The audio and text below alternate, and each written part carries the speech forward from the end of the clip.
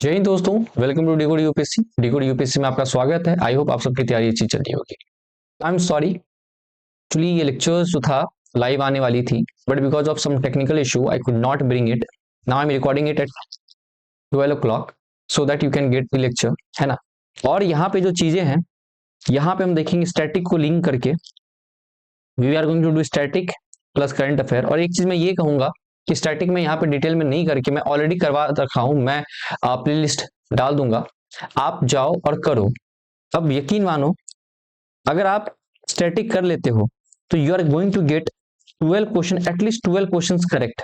जो मैं इकोनॉमिक्स में पढ़ा रहा हूँ, जो इकोनॉमिक्स में करवा रहा हूँ, अगर 12 क्वेश्चन कहीं नहीं जाने आपके, ये मेरी गारंटी है, मेरी जुबान है, आप लिखवा लो कहीं से। Conceptual clarity is very needed, है ना। जब से यूपीएससी का अगर देखोगे तो अभी कॉन्सेप्चुअल क्लैरिटी की बहुत नीड है। फैक्ट फैक्ट नहीं, कॉन्सेप्ट होना बहुत जरूरी है। तो उसी पे काम कर रहा हूं, तो आप जाके देखो, ठीक है। चलो, before doing to the topic, I want each one of you to write in comment section that this year you are going to clear it prelims 2026, not just prelims 2026. I want each one of you to see in finalist, ठीक है ना। As a teacher, as a mentor, ये चाहता हूं कि आप करें। देखो, बैंकिंग सेक्टर से, बैंकिंग मॉनेटरी पॉलिसी में और फाइनेंशियल मार्केट और पेमेंट सिस्टम में मिला के हर साल 5 से 6 क्वेश्चन आते हैं, मतलब 10 से 12 मार्क्स यहीं से आपके आते हैं। Now this is very easy topic और बहुत अच्छे से कॉन्सेप्चुअल है, समझ में बहुत अच्छे से आएगा, राइट। उसके बाद 1 से 2 क्वेश्चंस आपके फाइनेंस और टैक्सेशन से आते हैं। 2025 में तो 2 क्वेश्चंस आ गए, और वो न्यूमेरिकल बेसिस पे, कुछ टफ नहीं है, बस पता होना चाहिए कैसे करना है। उसके बाद एक्सटर्नल सेक्टर से हर साल क्वेश्चन 1 ना 2 बन ही जाते हैं। एग्रीकल्चर है आपका, चीजें हैं। तो आज स्टार्ट करते हैं लेक्चर्स को। We are going to start with banking and monetary policy, ठीक। अब आरबीआई देखेंगे। देखो, आरबीआई में जो है आरबीआई की मॉनेटरी पॉलिसी, अब सबसे पहले आरबीआई कब बनी, आरबीआई के फंक्शन क्या है, फिर मॉनेटरी पॉलिसी कमेटी क्या है, इसकी रोल क्या है ना। अब आरबीआई की मॉनेटरी पॉलिसी जो है, ये की इंस्ट्रूमेंट है। अब देखेंगे ये ऑब्जेक्टिव क्या है कि प्राइस स्टेबिलिटी और इकोनॉमिक ग्रोथ को स्टेबल करता है। अब देखो, मॉनेटरी पॉलिसी क्या करती है। मॉनेटरी पॉलिसी आपकी इन्फ्लेशन को कंट्रोल करेगी, आपकी जॉब क्रिएशन में हेल्प करेगी, आपकी जीडीपी में करेगी, आपकी एम्प्लॉयमेंट में, है ना। इसमें आपकी मॉनेटरी पॉलिसी बहुत हेल्प करती है, एज लाइक फिजिकल पॉलिसी, ठीक। नाउ, अब monetary policy is two type of, एक आपकी क्वांटिटेटिव हो गई, दूसरा क्वालिटेटिव होगी। क्वांटिटेटिव क्या होगी, जो डायरेक्टली इंपैक्ट क्या करती है, इंपैक्ट डायरेक्टली करती है ओवरऑल मनी सप्लाई पे। ऐसा नहीं कि एक particular sector will be hampered, it is going to hamper all money supply, है ना। क्वांटिटेटिव क्या करती है, एक आपकी पर्टिकुलर स्पेसिफिक सेक्टर को हैम्पर कर रही है। नाउ, क्वालिटेटिव में आपकी repo rate, reverse repo rate, CRR, SLR, ये आपकी आ जाती है। क्वांटिटेटिव में आपकी मॉरल सजेशंस, मार्जिन रिक्वायरमेंट और direct actions. Now, repo rate क्या होता है, समझो। Repo rate nothing but the interest rate at which RBI lends money to commercial bank, short term के रूप में। नाउ सपोज कीजिए, एग्जांपल से समझेंगे, ये आरबीआई है, ये एसबीआई है, ठीक है। ये अंबानी जी हैं, अंबानी जी को 1500 करोड़ की जरूरत पड़ी। अब एसबीआई भाषा के पास में 1000 करोड़ है, कितना शॉर्ट हो रहा है, 500 करोड़। अंबानी जी को सीबीआई बोले कि भैया नहीं है मेरे पास, मैं जुगाड़ करता हूं। एसबीआई जा रहे हैं किसके पास में, आरबीआई के पास में। आरबीआई को बोले भाई साहब, नेक्स्ट वीक में पैसे आ जानी है, मैं 15 दिन के अंदर आपको, 14 दिन तक मैं आपको वापस कर दूंगा, आप मुझे 500 करोड़ दो। आरबीआई बोले ठीक है जी, आपको कुछ गिरवी रखनी पड़ेगी, कोलेटरल, ठीक है। बोली ठीक है, मैं दे दूंगी। आरबीआई ने कहा अच्छा सुनो, I am going to charge some interest rate, इतना 4% या 5% कह लो। तो बोले ठीक है, ओके दे दो। तो जब ये जो इंटरेस्ट रेट ले रही है और आरबीआई बदले में उनको पैसे दे रही है, इंटरेस्ट रेट ले रही है, तो इसको हम बोलेंगे repo rate. Repo rate nothing but the interest rate at which RBI giving loan to commercial bank, ठीक है। वो कोलेटरल जो है एसएलआर कोटा का, जो गवर्नमेंट सिक्योरिटीज का एसएलआर कोटा का, ये कोट नहीं कर सकते, यहाँ पे डिपॉजिट नहीं कर सकते। अब नाउ आई टोल्ड यू कि भैया ये जो है आपकी इन्फ्लेशन में और जाके जॉब क्रिएशन में कैसे ये करेगा। अब सोचिए 4% पे नेट मार्जिन जो है, 4% पे आरबीआई ने एसबीआई को दिया। एसबीआई क्या करेगी, अंबानी जी को 10% पे देंगी, ठीक है, ताकि उनको अपनी नेट मार्जिन इंटरेस्ट कहते हैं, मतलब जो इंटरेस्ट रेट की वो हो गई, 8% इंटरेस्ट रेट पे उनको 10% पे अंबानी जी को दिए, 4% आरबीआई दे रही, तो 6% इनको अपना बचा इंटरेस्ट, जिसपे ये क्या करेंगे, अपने ऑपरेशनल वर्क हो गया, अपनी खुद की पैसा, खुद की बेनिफिट बनानी चीजों करनी है ना, उनके लिए चाहिए ये हटा। अब अगर मान लीजिए 4% इंटरेस्ट रेट पे आरबीआई एसबीआई को लोन दे रही है, एसबीआई 10% पे अंबानी जी को दे रहा है, अंबानी जी हैप्पी, अच्छा ठीक है चलो भैया ना। सपोज कीजिए अगर मनी सप्लाई को कम करना है तो हम क्या करेंगे, आरबीआई 10% पे एसबीआई को देगी, एसबीआई कहेगी 17% पे अंबानी जी को, अंबानी जी कहेंगे नहीं जी हमको नहीं चाहिए। तो यही जब मनी सप्लाई हमें बढ़ानी है तो आरबीआई क्या करेगी, रेपो रेट कम कर देगी, मनी सप्लाई को डिक्रीज करनी है आरबीआई रेपो रेट बढ़ा देगी। क्लियर है। अब इसी चीज को जब हम इसी चीज को रिवर्स कर देंगे, जब आरबीआई जाएगी एसबीआई के पास में, बोलेगी भाई साहब ऐसा करो आप मुझे कुछ पैसा दो, ठीक है, और इंटरेस्ट रेट आप ले लो मेरे से, तो उसको हम बोलेंगे रिवर्स रेपो रेट। जैसे ही रिवर्स रेपो रेट इंक्रीज होगा, आपकी मनी सप्लाई जो है डिक्रीज हो जाएगी। लोग क्या करेंगे, बैंक क्या करेगी, बोलेगी ठीक है भैया रिवर्स रेपो रेट बढ़ गया, आरबीआई ज्यादा इंटरेस्ट हमें दे रही है, चलो अपनी सरप्लस मनी भी डाल देते हैं। अब सीआरआर क्या होता है कि सोचिए कि आप 100 रुपया आपके पास लोन आया, मैंने डिपॉजिट किया बैंक में, तो एसबीआई को सम परसेंट ऑफ इंटरेस्ट जो है डिपॉजिट करनी पड़ती है, ठीक है, आपकी क्या है ना, तो as a cash with RBI, यहाँ पे कोई भी इंटरेस्ट पे नहीं किया जाता है। सीआरआर जैसे बढ़ेगा आपकी लेंडेबल फंड कम हो जाएगा, ठीक ना। एसएलआर क्या है कि भैया इतना परसेंट ऑफ जो है आपको लिक्विड एसेट में मेंटेन करना है, जैसे गोल्ड हो गया, बॉन्ड हो गया, कैश हो गया, खुद के अंदर। यहाँ पे भी एसएलआर अगर हम जैसे बढ़ा देंगे तो आपकी लेंडेबल हो जाएगी। ऑलरेडी ये मैंने आपकी स्टैटिक्स कंप्लीट करवा दे रखी है, ये आराम से जाके देख लो, ठीक है। मोरल सजेशन वही हो गया कि परसुएजन की भैया देखो ऐसे सीन करनी है, आपने ये नहीं किया, ये बाइंडिंग नहीं होती है। डायरेक्ट एक्शन क्या करते, कभी पेनल्टी वगैरह लगा देते उस चीजों पर, ठीक है ना। और सरप्लस ट्रांसफर टू सेंटर, तो ये देखो ये न्यूज में क्या था, अभी हुआ क्या कि ये तो आपसे एग्जैक्ट डेटा नहीं पूछेगा, लेकिन आरबीआई भी 2.69 लाख करोड़ जो सरप्लस सेंटर को ट्रांसफर की है। ये जो ट्रांसफरेबल सरप्लस है ये 2024 से 25 की थी, on the basis of revise economic capital framework as approve by the central board हो गया। अब जो आरबीआई की इनकम की सोर्स है, ये क्वेश्चन पीवाईक्यू ऑलरेडी पूछ चुकी है। तो income from the interest government securities हो गया, net interest from the liquidity management tool हो गया, जैसे लिक्विडिटी एडजस्टमेंट फैसिलिटी वगैरह हो गया, लोन हो गया, सीनियरेज हो गया, क्या हो गया, प्रॉफिट। एक क्वेश्चन ये क्वेश्चन आ रखा है, ये प्रॉफिट फ्रॉम द प्रिंटिंग, जब पैसा प्रिंट कर रहे तब जो प्रॉफिट कर रहे हैं तो हम उसको सीनियरेज कहते हैं, और interest earn on the foreign currency investment में। नाउ अब आपकी ये चीज पूछ रहे थे इकोनॉमिक कैपिटल फ्रेमवर्क क्या है। इकोनॉमिक कैपिटल फ्रेमवर्क अडॉप्ट किया गया आरबीआई के द्वारा 2019 में, based on the recommendation of Bimal Jalan committee. Committee is important, mark star, ठीक है जी। ये इंटीग्रल पार्ट है आपका enterprises wide risk management framework का 2012 का, ठीक है। बस इतना ही और कुछ नहीं जानना है इसमें चीजों में। चलो अब टेन्योर जो होता है कमेटी का वो रिकमेंडेड होता है to be revive every 5 year, इतना ही है। अब इंडिया का फॉरेक्स रिजर्व देखिए, अब अगर हम आरबीआई के अकॉर्डिंग बात करें तो जो हमारी latest forest exchange reserve data है, गोल्ड रिजर्व हैज रीच कितना भैया, 102.3 बिलियन डॉलर, 102.3 बिलियन डॉलर, ठीक है। न्यूज में और क्यों था, this has taken the share of the gold in the foreign reserve in nearly 15% from around the 7% decadal एगो हो गया। आरबीआई का जो आरबीआई क्या है, primary authority managing for foreign exchange हो गया फॉरेक्स इंडिया में। अब आरबीआई गोल्ड रिजर्व क्यों इंक्रीज कर रहा है, सवाल यही है, लेकिन मेंस के लिए इंपॉर्टेंट है, प्रीलिम्स कितना नहीं। डाइवर्सिफिकेशन के लिए क्यों, ये डाइवर्सिफाई करा कि फॉरेन करेंसी एसेट बेस और रिड्यूस करा डिपेंडेंसी की भैया हम जो डॉलर पे ज्यादा डिपेंडेंट है तो हम डी डॉलराइजेशन करें।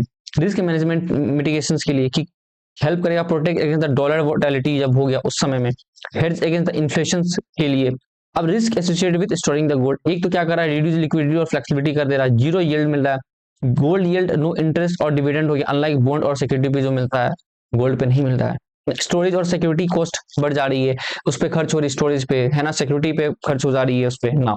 अब जो कंपोनेंट है फॉरेन एक्सचेंज रिजर्व का, एक तो हो गया आपका फॉरेन करेंसी एसेट हो गया, ये क्या, these are maintain in currency हो गया, जैसे कि यूएस डॉलर हो गया, यूरो हो गया, पाउंड हो गया, हमने खरीद रखा वो चीजें होगी, स्टर्लिंग ये सारा हो गया। गोल्ड रिजर्व जो कि आरबीआई के साथ में और होल्डिंग विद आईएमएफ के साथ में, स्पेशल ड्रॉइंग राइट हो गया, ये ऑलरेडी मैंने स्टैटिक में करवा रखा, आप कर लोगे, ठीक है। एक इंटरेस्ट बियरिंग रिजर्व एसेट होता है जो कि आईएमएफ के द्वारा क्रिएट किया गया to supplement the member reserve asset हो गया। उसके बाद रिजर्व ट्रांचेस पोजीशंस हो गया, ठीक, ये चीजें हैं। नाउ अब reserve bank integrated ombudsman scheme 2021 है, अभी सेंट्रल और स्टेट कोऑपरेटिव बैंक जो है has brought under the ambit of reserve bank हो गया integrated ombudsman scheme 2021 under the banking regulation act of 1949। Is this clear? ये न्यूज में था। नाउ अब ये जो reserve bank integrated ombudsman scheme 2021 है, इसकी ऑब्जेक्टिव क्या है भैया? ये कस्टमर को प्रोवाइड करता है एक regulated entities speedy, cost effective और एक्सपीडियस अल्टरनेटिव ग्रीवेंसेस रिड्यूसल मैकेनिज्म, जहां पे अगर आपकी कोई दिक्कत है, परेशानी है, आपकी जल्दी से जल्दी वो चीजें कंप्लीट की जाएगी। ठीक है, अभी तक जो कवरेज है तो कवर किस किस को करती है भाई साहब? तो जितनी भी कॉमर्शियल बैंक हो गई, रूरल रीजनल बैंक हो गई, शेड्यूल प्राइमरी बैंक हो गई, अर्बन कोऑपरेटिव बैंक हो गई, non schedule primary urban cooperative bank हो गई with deposit size of 50 lakh. ना जितनी भी all banking, all non banking financial companies हो गई, ठीक है, जिनकी एसेट आपकी 100 करोड़ के आसपास है, ये सारी all system participant including system provider हो गया, विद पार्टिसिपेंट पेमेंट सिस्टम हो गया according with the payment and settlement act of 2007 हो गया, क्रेडिट इन्फॉर्मेशन कंपनी, ये सारी चीजें ये है। नाउ रिक्वेस्ट आप लोग के लिए है, we are running a initiative special focus group where we are making sure that कि आप डेली टारगेट आपको दी जाए और डेली टारगेट आप पूरी करो। ठीक है, ये एक ऐसा ग्रुप है जहां पे आपको डेली टारगेट दी जाएगी, आप डेली कंप्लीट करोगे, आप अकाउंटेबल रहोगे। अगर आप नहीं करते हो कंप्लीट तो आपसे पूछी जाएगी क्या दिक्कत है, नहीं है। हर वीकली जो हम लोग जूम सेशन करते हैं, इफ नीडेड तो हम लोग पर्सनल सेशन भी करते हैं। मेंटरशिप बहुत जरूरी है, और जैसे जैसे एग्जाम पास आएगी वैसे वैसे आपको चाहिए कोई आपको एक पकड़ के रखे। ये क्लासेस नहीं है कि क्लासेस आपको प्रोवाइड कर दी गई आपका, नहीं, ये आपकी डेटा को ट्रैक की जा रही है कि आप कितना पढ़े, आपने कंप्लीट करा नहीं करा, आपके मार्क्स कैसे आ रहे नहीं आ रहे, वो सब हम देखते हैं। आपकी सारी लोड हमारे ऊपर है, बस आपने जो आपसे कहा जाएगा आप करना है, मेहनत आपकी है, डायरेक्शन हम देंगे, रिजल्ट हम दोनों की होगी। चलो अब इंटीग्रेटेड ये चीजें हैं, इसको नहीं देखेंगे। अब ये एडॉप्टेड किया गया one nation one ombudsman approach हो गया by making RBI ombudsman mechanism jurisdiction natural हो गया। पावर क्या है? Ombudsman can award 20 lakh in compensation दे सकता है, प्लस 1 लाख दे सकता है कंप्लेंट्स वगैरह के लिए जो खर्च हुआ, टाइम एक्सपेंसेस के लिए, एनी मेंटल डिस्ट्रेस हरासमेंट के लिए। नाउ अदर टर्म्स जो initiative related RBI SDF standing deposit facility, ये क्या है भैया? एक टूल है जो कि आप क्या करते हो, आरबीआई अगर लिक्विडिटी मार्केट में ज्यादा उसको एब्जॉर्ब कर लेगी फ्रॉम द कमर्शियल बैंक बिना कोलेटरल दिए हुए। रिवर्स रेपो रेट में क्या था कि भैया कोलेटरल दे के ले रही हैं, बदले में कोलेटरल देनी पड़ती है आरबीआई को, बट एसडीएफ क्या है कि एसडीएफ में कोई भी नो कोलेटरल देनी पड़ेगी, आप डायरेक्टली ले लोगे। एसडीएफ रिप्लेस कर दिया fix rate of reserve repo as a liquidity LF facility में। ठीक है, और कुछ नहीं जानना है। नाउ और वेरिएबल रेट रिवर्स रेपो, अब ये एक मेथड है जो कि आरबीआई यूज करती है, जो भी एक्सेस मनी होती है बैंक से वहां से शॉर्ट पीरियड के लिए ले लेती है। RBI take money from the bank and offer them interest with return हो गया। अब ये टर्म वेरिएबल रेट का मतलब है इंटरेस्ट रेट फिक्स नहीं होता है, और ये डिसाइडेड होता है मार्केट के बेसिस पे, मार्केट कैसी चली उस हिसाब से ये होता है। अब रिवर्स रेपो रेट जो है ये आपकी भैया फिक्स होती है आरबीआई के द्वारा में। स्विच ऑप्शंस की बात करें तो ये आपकी 2019 में स्टार्ट हुई थी आरबीआई के द्वारा on the behalf of government of India हो गया। ऑब्जेक्टिव क्या था कि भैया क्या करेंगे, हम मैनेज करेंगे किसको, तो manage the maturity profile of public डेब्ट हो गया by replacing the short term securities with longer dated one हो गया। मैकेनिज्म क्या था कि मार्केट की पार्टिसिपेशन जो है, पार्टिसिपेट क्या करेंगे, सेल कर देंगे जो भी सोर्स सिक्योरिटीज है to the government of India, and simultaneously क्या करेंगे, वो डेस्टिनेशन सिक्योरिटी को खरीद लेंगे एज कोटा प्राइसेस पे। ये जो प्रोसेस है इसको हम लोग क्या किसके थ्रू करेंगे, ई क्यूआर के थ्रू करेंगे by the switch action transaction module. को लेंडिंग नॉर्म्स, को लेंडिंग मतलब क्या होगा, एक दूसरे से आप लैंड कर रहे हो, उधारी ले रहे हो। मतलब आरबीआई क्या करी, अभी रिवाइज डायरेक्शन दी है फॉर द को lending agreement CLA between bank और एनबीएफसी के बीच में। अब सीएलए के अंदर में क्या हुआ, जो रेगुलेटेड एंटिटीज है can be interlending arrangement with other regulated entities के साथ में for the extension of credit to the borrower हो गया, subject to the compliances with the market extend prudential regulations. ठीक है, कि मतलब अगर मार्केट की चीजें जो एक्स्ट्रा चीजें चल रही है उनके हिसाब से। अब की हाईलाइट जो था रिजर्व डायरेक्शन का क्या है कि मिनिमम शेयर जो होना चाहिए, ईच आपकी regulated entities retain the minimum 10% of the loan. आपने अगर मान लीजिए 100 करोड़ लोन दिया तो आप 10 करोड़ जो है आप रिटेन करोगे शेयर एटलीस्ट उसमें। पीएसएल स्टेटस जो है, हर एक lender can claim PSL status fully share under the को लेंडिंग हो गया अगर कोटा क्वालिफाई है प्रायोरिटी सेक्टर्स के लिए। ठीक है, यूनिफॉर्म एसेट क्लासिफिकेशन सिस्टम होना चाहिए। ऐसा है कि भैया अगर वन लेंडर है, अगर कोई भी एक लेंडर है, अगर टैग किया है कि loan as a non performing asset, तो अदर को लेंडर को भी करना पड़ेगा कि भैया ये नॉन परफॉर्मिंग एसेट हो गया।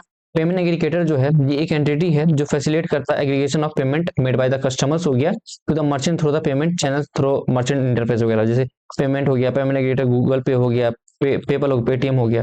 अब ये इनकॉर्पोरेट है company as a company under the company act of 2013 हो गया। नया फ्रेमवर्क जो है मैंडेट करता है जितने भी नॉन बैंक पेमेंट एग्रीगेटर हैं उनको भी आरबीआई से ऑथेंटिफिकेशन ऑब्टेन करनी पड़ेगी under the payment in the settlement system act of 2007 हो गया।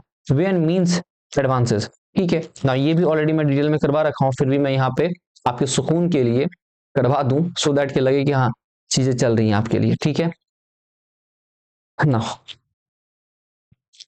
ये टेम्पररी एडवांस है जो कि भैया आरबीआई के द्वारा दी जाती है किसको, सेंट्रल गवर्नमेंट को, to cover the any miss. अगर सोचिए कि उनकी बजट में मिसमैच हो गई तो फॉर तत्काल प्रभाव के लिए टेम्पररी बेसिस के लिए आरबीआई क्या करेगी, इनको देंगी।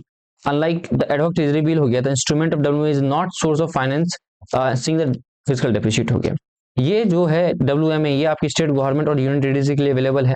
ये लिमिट जो है आरबीआई के द्वारा डिसाइड की जाएगी, ठीक है, in the with the consultation of central government हो गया।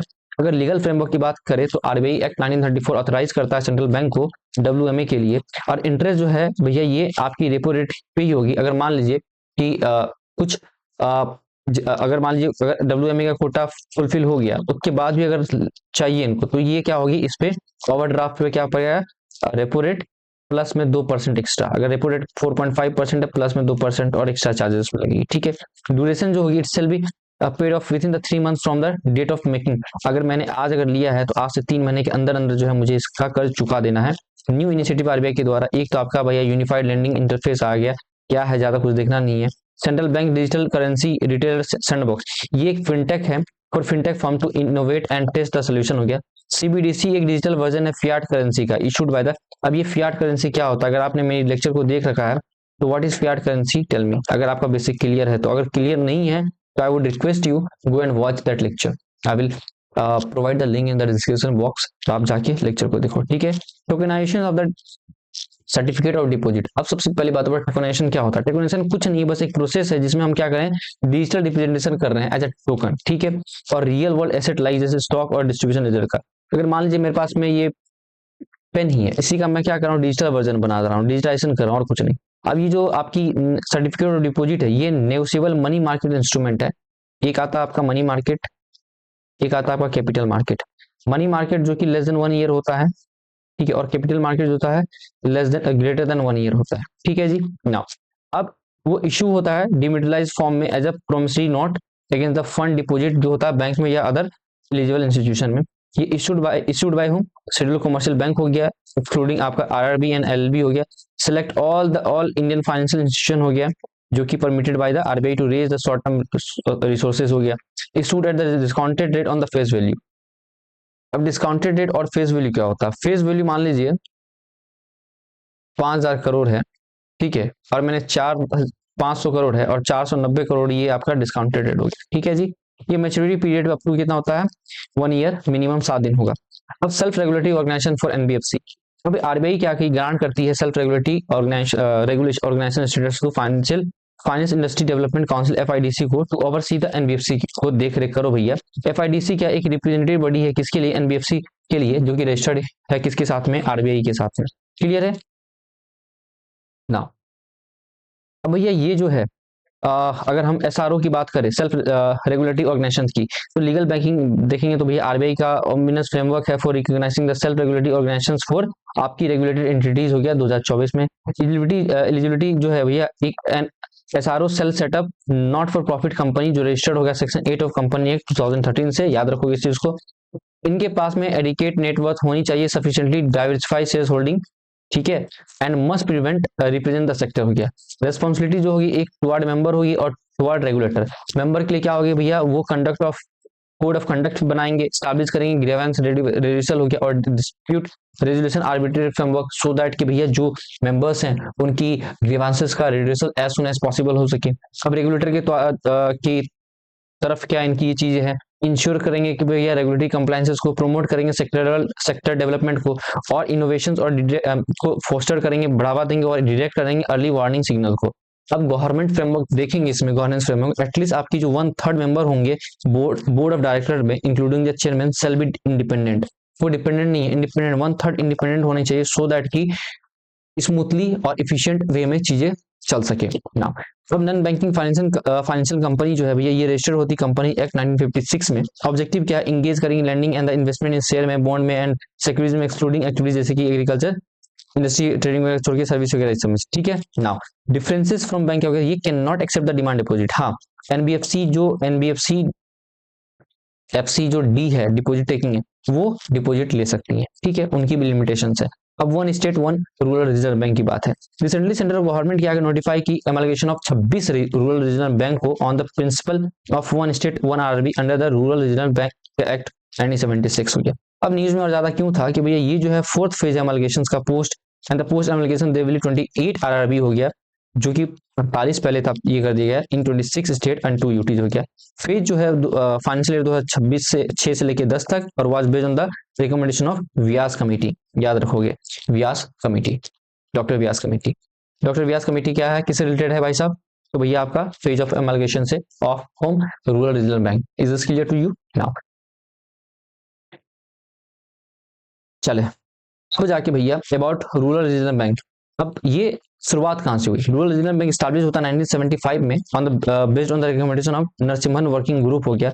ऑनरशिप जो है jointly by home by government of India, जो कि 50% के स्टेक्स है, और स्टेट गवर्नमेंट 15% स्टेक है, और स्पॉन्सरिंग कॉमर्शियल बैंक जिनकी 35% स्टेक है। नाउ रेगुलेशन ऑफ सुपरविजन देखेंगे तो आरआरबी को रेगुलेट बाय होम आरबीआई हो गया under the banking regulation act of 1949, और सुपरवाइज जो है इसको नाबार्ड करता है, ठीक है जी। नाबार्ड की फॉर्मेशन कब हुई थी आप कमेंट करोगे। And I'm requesting you each one of you go and watch that economics का, है ना, ये आपके लिए ही है, मेरे लिए नहीं है। और आप एग्जाम के बाद में आपको रियलाइज होगा कि यार कर लेना चाहिए था, सर कह रहे थे कर लेना चाहिए था। ना ये जाने की जरूरत नहीं है। रिक्वायरमेंट क्या है होनी चाहिए आरआरबी के लिए, भाई साहब देखो आप क्या करोगे, 75% ऑफ जो एएनबी से, जो आपकी एएनबीसी एडजस्टेड नेट बैंक क्रेडिट या आपकी सीईओबी है, जो भी ज्यादा होगा उसको आप पीएसएल में दोगे, ठीक है ना। अब आप क्या करोगे, मेंटेन करोगे, must maintain capital to risk weightage ratio जो है 9% एज पर आरबीआई नॉर्म्स, ये भी मैंने ऑलरेडी एक्सप्लेन कर रखा है। अब स्मॉल फाइनेंस बैंक जो है, अभी रिजर्व बैंक इंडिया ग्रांट की in principle approval of AU small finance bank to for the transition for small finance bank to universal bank बन सकता है जी, कुछ आपकी क्राइटेरिया वो फुलफिल होने चाहिए। अब यूनिवर्सल बैंकिंग लाइसेंस जो है परमिट करता है फाइनेंशियल इंस्टीट्यूशन को ऑफर करेगा wide area of banking services including commercial and the investing bank under the single umbrella के साथ में। Eligibility criteria for SSB to transition into the universal bank, पहली बात शेड्यूल स्टेटस होना चाहिए for the minimum period of 5 साल के लिए, ठीक है। स्टॉक लिस्टिंग होना चाहिए, new share of bank should have been listed on the recognised stock exchange में। नेटवर्थ होना चाहिए, मिनिमम आपकी जो नेटवर्थ होना चाहिए 1000 करोड़ होना चाहिए। और सीआरआर ये जो है आपकी ऑलरेडी ये prescribe CRR requirement for SSB जो है वो मीट करना चाहिए। फाइनेंशियल हेल्थ जो होना चाहिए भैया, प्रॉफिटेबिलिटी होना चाहिए, मतलब net profit last 2 financial year में दिखना चाहिए। और एसेट क्वालिटी जो है आपकी ग्रॉस नॉन परफॉर्मिंग एसेट और net non performing asset must be less than और इक्वल टू 3% एंड 1% हो गया ओवर द लास्ट 2 ईयर होना चाहिए। Promoter requirement, no additions of new promoter और ये नहीं चाहिए। प्रेफरेंस जो SSB will be diversified, loan portfolio will be preferred. Now अब स्मॉल फाइनेंस बैंक, ये भी तो जानना है, ये भी तो पूछी जा सकती है। ये आपकी आती कब है, आपकी यूनियन बजट ऑफ 2014 से 15 में बनती है। रजिस्टर है तो होती है public limited company under the company act of 2013 हो गया, ठीक है। लाइसेंस इसको मिलती है section 12 of the banking regulation act 1949। Objective क्या है कि भैया ये क्या करेंगे, फर्दर फाइनेंशियल इंक्लूजन करेंगे by saving vehicles to the reserves and unreserve section, supply करेंगे credit to small business unit, small farmer etc through the high technology low cost operation में। कैपिटल रिक्वायरमेंट जो होनी चाहिए, अगर आप स्मॉल फाइनेंस बैंक बना रहे हैं तो मिनिमम पेड अप और वोटिंग इक्विटी कैपिटल कितना होना चाहिए, इससे भी 200 करोड़ होना चाहिए। For primary urban cooperative banks हो गया transition into initial requirement of net आपकी 100 करोड़ होना चाहिए and which will have to be increase 200 crore.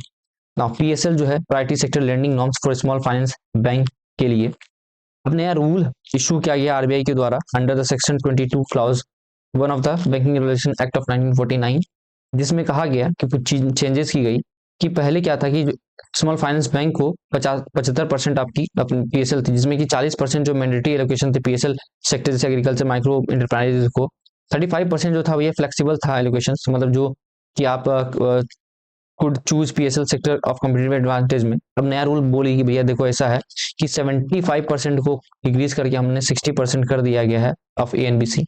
40% अभी भी मैंडेटरी है, 20% फ्लेक्सिबल, 35% की जगह 20% हो गया है, जो कि मतलब चीजें ना PSL सेक्योर लोन में दे सकते हैं।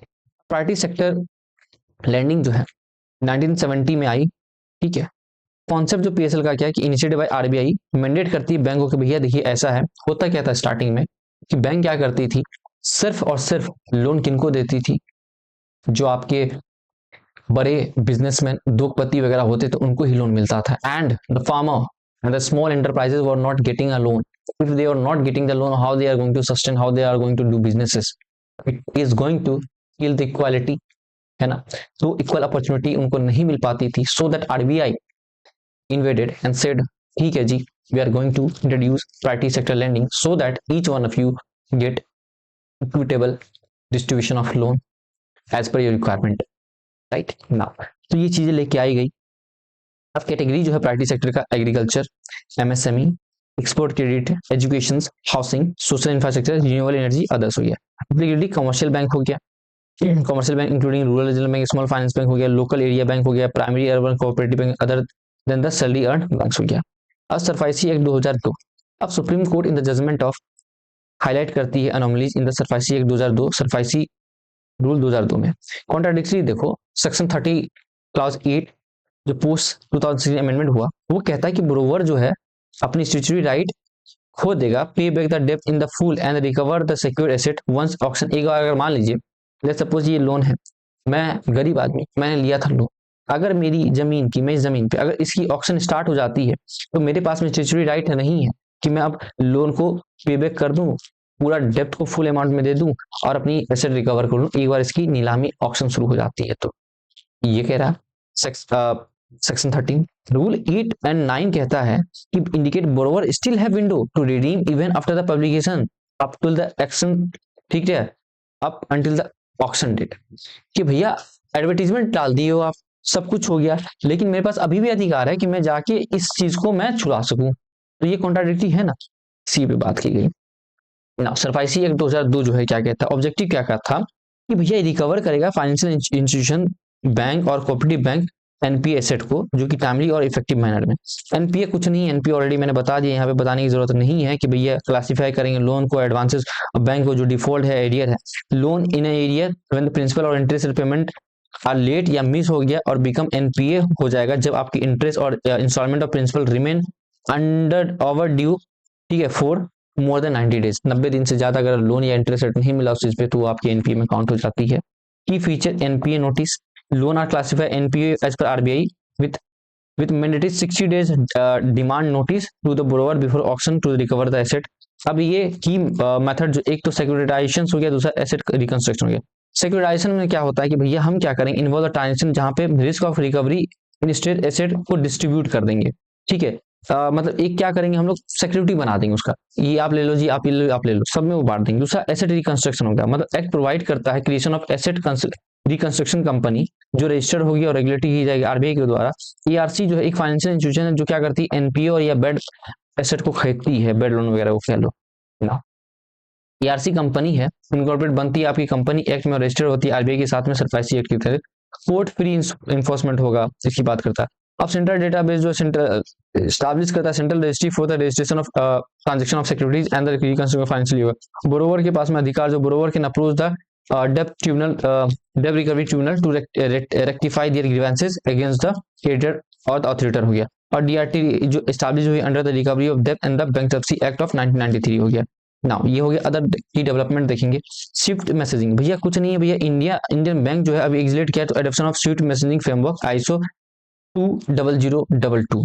आईएसओ 200, ये क्या है, ये क्वेश्चन आ सकता है, ये क्या एक open global standard for financial information है, this can be asked in prelims. अब स्विफ्ट के बारे में भैया जानेंगे, एक सिक्योर मैसेजिंग है जो कि फैसिलिटेट करता है ग्लोबल फाइनेंशियल ट्रांजैक्शन बिटवीन आपका 11,000 इंस्टीट्यूशन अक्रॉस द 200 कंट्री हो गया। ये जो 1973 में 239 बैंक के द्वारा और 15 कंट्री के द्वारा बनाया गया था, हेडक्वार्टर बेल्जियम में और कुछ नहीं है। अभी ऐसे ही ब्रिक्स पे आ रहा है, ठीक है, जो ब्रिक्स में हम बचा रहे हैं कि भैया इन चीजों से बाहर आके हम ब्रिक्स पे लेके आए, ठीक है। इंडियन पोस्ट पेमेंट बैंक, ठीक है। अब ये देखिए इंडियन पोस्ट पेमेंट बैंक हो गया। अब जेनेसिस इसका देंगे तो 2018 में ये बैंक बनी थी। 100% गवर्नमेंट ऑन पेमेंट बैंक है, under the department of post and ministry of communication हो गया। पेमेंट बैंक क्या है? स्पेशलाइज फाइनेंशियल इंस्टीट्यूशन हो गया, जो कि design to provide the basic banking system services हो गया टू अंडर बैंक और जाके बैंक पॉपुलेशन में, अंडर जहाँ पे बैंकिंग नहीं है, जैसे पेमेंट बैंक आप कह लो Airtel bank, Airtel payment bank, वो पेमेंट बैंक है। जहाँ पे बैंक जिनके पास में नहीं है, जहाँ पे सर्व पर्सन है, वहां पे पहुंचाई जा रही है जहाँ पे बैंक नहीं है। एम क्या करना है कि लिवरेज करना है एक्सटेंसिव पोस्टल नेटवर्क हो गया to bring the banking service to dear every citizen हो गया। ठीक है, सर्विस ऑफर जो है सेविंग क्रेडिट और करंट अकाउंट दी जाएगी, direct benefit transfer, bill and utility payment हो गया, access to the third party product हो गया, लोन इंश्योरेंस हो गया। It can accept deposit up to the 2 lakh and enable the money transfer and the bill payment हो गया, but can not give loan और issue the credit card. ठीक है, ये भैया लोन और क्रेडिट कार्ड नहीं दे सकते जब, ठीक है, पीसीए ना। अब 500 प्रॉम्प्ट करेक्टिव एक्शन जो है, prompt corrective action 500 primary urban cooperative bank under the RBI supervisory action जो है framework will shift to PCA हो गया फ्रेमवर्क फ्रॉम अप्रैल 1 2025 से, जो कि ऑलरेडी हो चुका है।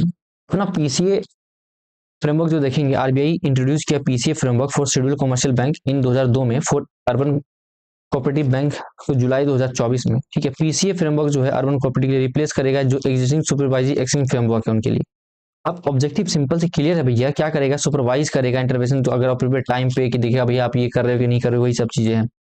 यहाँ पे एप्लीकेबल बोथ बैंक और एनबीएफसी पे एप्लीकेबल होगा। कैपिटल एडिकेटेड रेशियो हो गया, asset quality profitably are the key area of monitoring, जहाँ पे इसको मॉनिटर करेगा पीसीए में। ठीक है जी ना, कुछ नहीं देखना है, इसको हटाओ ना। फाइनेंशियल फ्रॉड रिस्क इंडिकेटर, ये आपकी लॉन्च की गई मई 2025 में by DOT digital intelligence unit हो गया, बस इतना ही जानो इसमें। ठीक है, ये खत्म हो गया। अब हम फाइनेंस एंड टैक्सेशन देखेंगे, बहुत बहुत इंपॉर्टेंट टॉपिक ये भी है, लास्ट ईयर 2 क्वेश्चंस आ रखी हैं। चलो, physical responsibility and the budget management act. अब ये न्यूज में क्यों था? अभी हमारे कैग साहब ने रिपोर्ट दिया जिसमें हाईलाइट करते हैं भैया सेवरल फिजिकल इनकंसिस्टेंसी और ट्रांसपेरेंसी इशू है गवर्नमेंट कंपनीज के विद एफआरबीएम एक्ट में, गवर्नमेंट कंप्लायंसेस के एफआरबीएम एक्ट के साथ में ना। ये एफआरबीएम एक्ट 2003 जो है, ये पर्पस क्या था एफआरबीएम एक्ट 2030 का? कि enacted to foster the intergovernmental equity in physical management and ensure the long term micro economic stability, कि जो भी फिजिकल जो मैनेजमेंट है उसमें जो इक्विटी वो किया जाए और इंश्योर करे लॉन्ग टर्म, किस चीज के लिए भैया? मैक्रो इकोनॉमिक स्टेबिलिटी के लिए। एक्ट एम करता है to guide the central government physical policy toward the sustainable path में, जहां पे कि प्रमोट करेगा इकोनॉमिक स्टेबिलिटी और रिस्पॉन्सिबल फाइनेंशियल गवर्नेंस को लेके। की मैंडेट जो है एक्ट का है कि CAG must conduct annual compliance review of it provision. हर साल कैग को क्या करनी, कंडक्ट करनी पड़ेगी annual compliance review of provision हो गया। एफआरबीए एक्ट में following statement laid before the parliament along with budget, आपकी 3 है। एक macro economic framework statement, medium term physical policy statement, physical policy study statement. अब ये पैरामीटर टारगेट है, physical deficit जो होनी चाहिए वो 3% ऑफ जीडीपी होनी चाहिए। डेप्थ लिमिट जो होनी चाहिए, जो जनरल गवर्नमेंट की सेंट्रल स्टेट की लेस देन 60% ऑफ जीडीपी और सेंट्रल गवर्नमेंट की जो होता है less than equal to 40% of GDP होनी चाहिए ना। रिवाइज कंसोलिडेशन जो है अभी बोला गया कि भैया आपकी लेस देन 4.5% ऑफ जीडीपी है। ये टारगेट पूरा नहीं हुआ तो हमने ये कर दिया। अब एडिशनल गारंटी जो है वो less than 0% of GDP in year हो गया। अब ये टारगेट जो है for the revenue effective for target for revenue and effective revenue deficit way remove by 2018 amendment act of FRBM act हो गया। अब ये कुछ नहीं है, इसको नहीं देखना है। डेब्ट to GDP ratio, central government डेब्ट टू जीडीपी पीक हो गया, बढ़ गया ड्यूरिंग द पेंडेमिक था रीचिंग द इतना ना। चलो, फिजिकल डिफिसिट क्या है? कुछ नहीं भैया, गवर्नमेंट की जो total expenditure minus total revenue हो गया, फिजिकल डिफिसिट हो गया। प्राइमरी डिफिसिट क्या है? यही फिजिकल डिफिसिट में आपने क्या किया, जो इंटरेस्ट पेमेंट है उसको माइनस कर दिया, वो हो गया। रेवेन्यू डिफिसिट क्या हो गया? रेवेन्यू डिफिसिट क्या है? Excess revenue expenditure of government हो गया, ओवर इट रेवेन्यू रिसिप्ट हो गया, तो यही रेवेन्यू डिफिसिट हो गया। रेवेन्यू, ठीक है ना, revenue expenditure minus revenue receipt, तो ये आपका रेवेन्यू डिफिसिट हो गया। इफेक्टिव रेवेन्यू डिफिसिट का क्या मतलब हो गया कि भैया differences between revenue deficit and the grant for the creation of capital asset. ठीक है, इसी को हम लोग इफेक्टिव रेवेन्यू डिफिसिट क्या बोलेंगे कि भैया आपका रेवेन्यू डिफिसिट माइनस में जो आपने ग्रांट दिया है किस चीज के लिए? एसेट, कैपिटल एसेट बनाने के लिए। ठीक है, वो हो गया। फिजिकल स्लिपेज क्या है कि सिचुएशन जब गवर्नमेंट का एक्चुअल जो है फिजिकल परफॉर्मेंस डिविएट हो जाता है जो प्लान किए थे हम लोगों ने, ठीक है, वो फिजिकल स्लिपेज कहलाता है। अब ये जो हो सकता है, फार्म लोन वेवर हो गया, कट जीएसटी इसमें हो गया, कट कर रहे हैं, जीएसटी कट कर दी तब हो सकता है। रिडक्शन ऑफ वेट हो गया, एक्साइज में ड्यू टू द लीजन इम्पैक्ट ऑफ प्रिसिंग, अगर मान लीजिए, ठीक है, ये चीजें हो गया ना, कि हमने मतलब कि एक्सपेक्ट किया था कि भैया 200 करोड़ आएगा, आया 150 करोड़, तो इसको हम क्या बोलेंगे, फिजिकल स्लिपेज कहेंगे ना। Indian tax system, Indian tax structure जो देखेंगे, इंडियन टैक्स स्ट्रक्चर जो है डायरेक्ट वर्सेस इनडायरेक्ट टैक्स। अब डायरेक्ट टैक्स जो है बर्डन जो होगी सेम पर्सन पे होगी। डायरेक्ट टैक्स जैसे कि आप खुद पे कर रहे हो, आप पे कर रहे हो, आप ही पे कर, आप ही जाके जमा कर रहे हो, आपके पॉकेट से जा रहा है और आपको दिख भी रहा है कि आपका ही जा रहा है। इंसिडेंट और इम्पैक्ट जो होगा सेम पर्सन पे होगा, कैन नॉट बी शिफ्टेड हो गया। नेचर जो होगा भैया ये प्रोग्रेसिव होगा। अगर मान लीजिए आपकी जैसे इनकम बढ़ती वैसे जैसे टैक्स बढ़ेगी, ठीक है, 12 लाख तक है तो भैया नील है, 12 से 15 है तो भैया इतना परसेंट है, 15 से 20 है तो इतना परसेंट है। जैसे जैसे इनकम बढ़ेगी वैसे जैसे आपकी टैक्सेस भी बढ़ेंगे। इसके लिए ना आपकी इनकम टैक्स आ गई जो कि इंडिविजुअल इनकम पे लगता है, कॉर्पोरेट टैक्स कंपनी की प्रॉफिट में लगता है, कैपिटल गेन टैक्स जो भैया आपकी एक इसमें शॉर्ट कैपिटल गेन टैक्स या लॉन्ग कैपिटल गेन टैक्स जब आप एसेट को सेल करते हो, ठीक है ना। अब इसको एडमिनिस्टर कौन करता है, सीबीडीटी करता है, central board of direct and central board of direct tax हो गया ना। इनडायरेक्ट टैक्स जो होता है ये बर्डन जो होता है कंज्यूमर पे शिफ्ट होता है, ठीक है ना। सपोज कीजिए आपने बिस्किट लिया, आप टैक्स पे किए, ठीक है, अब वो टैक्स कलेक्ट कौन कर रहा है, दुकानदार, शॉपकीपर। अब मैन्युफैक्चरर यहाँ पे सेलर और कंज्यूमर होता है, लिएबिलिटी ऑन द सेलर हो गया, लेकिन burden shifted to the buyer. Collect seller करेगा, ठीक है, लेकिन बर्डन किस पे है, बायर पे ना। नेचर जो होता है रिग्रेसिव होता है। कैसे ना, सपोज कीजिए आपने 10 रुपए का बिस्किट लिया, इस पे आपने जीएसटी 5% दिया है, एक रिक्शा पुलर भी उस पर 5% जीएसटी दे रहा है और अंबानी जी भी उस पर 5% जीएसटी दे रहे हैं। तो भैया same rate for everyone regardless of income. आप गरीब हैं अमीर हैं कोई मतलब नहीं, 5% है तो 5% है, you have to give that one. तो ये आपका रिग्रेसिव हो गया। जैसे जीएसटी हो गया, आपका कस्टम ड्यूटी हो गया, एक्साइज ड्यूटी हो गया, ऑलरेडी मैंने सब करवा रखा है, तो यहाँ पे बताना जरूरी नहीं है। एडमिनिस्ट्रेटेड बाय सीबीआईसी हो गया, central board of direct indirect taxes and the customs हो गया। अब वही चीज है, हो गया ना। इनकम टैक्स 2025 प्रेसिडेंट जो है अपनी एसेंट दी है इनकम टैक्स 2025 में, जो कि रिप्लेस करेगा इनकम टैक्स ऑफ 1961 को। अब की हाईलाइट देखो एक्ट का, एक तो शॉर्टर और सिंपलर हो जाएगा। ये प्रोविजन जो है मेट और जाके एएमटी का जो है। अब देखो मेट क्या होता है, होता क्या था कि मिनिमम अल्टरनेटिव टैक्स में ये जो है कंपनी क्या करती थी कि मान लीजिए XYZ कंपनी है, वो कहती थी भाई साहब मैंने इतना कमाया, मैं ये खरीद लिया, मैं ये कर लिया, ये करके अपनी टैक्स बचा लेती थी, दिखाती थी प्रॉफिट, जीरो टैक्स कंपनी दिखाती थी। तो गवर्नमेंट ने बोली देखो भैया ऐसा है कि आप क्या करोगे, 18% जो है आप टैक्स जो है प्रॉफिट पे आप दोगे, उसके बाद आपको जो दिखाना दिखाते रहो। तो ये प्रोविजन जो है मेट का एप्लीकेबल है कॉर्पोरेट इस पे, ठीक है। तो ये क्या कर रही है, वही कह रही है कि which is spite of the having earned substantial book profit and having the paid handsome dividends do not pay any tax due to the various company concern. अब एएमटी जो है अल्टरनेट मिनिमम टैक्स हो गया, ये same provision किसके लिए, non corporate taxes के लिए, ठीक है। तो मेट के लिए 15% हो गया और एएमटी के लिए 18 पॉइंट समथिंग 5% है, मे बी 18%। अनडिस्क्लोज इनकम क्या हो गया भैया, कि जो डेफिनेशन ऑफ अनडिस्क्लोज इनकम है फ्रॉम एसेसिंग सर्च केसेस हो गया, जो कि प्रीवियसली क्या था कि मनी था, बुलियन था, ज्वेलरी था, ये था। अब इसको एक्सपेंड करके हम लोगों ने क्या कहा, वर्चुअल डिजिटल एसेट को भी हम लोगों ने डाल दिया कि ये भी आपका आ गया। जैसे वर्चुअल डिजिटल एसेट में आप कह दो बिटकॉइन, वर्चुअल डिजिटल स्पेस जो है वो इसके अंदर आ गया कि इनकम टैक्स अथॉरिटीज जो है अब अलाउ है कि भैया आपकी जो वर्चुअल डिजिटल स्पेसेस है सर्च और रिसीजर के समय में उसके एक्सेस मिल सके, जैसे ईमेल सर्वर का, सोशल मीडिया अकाउंट का।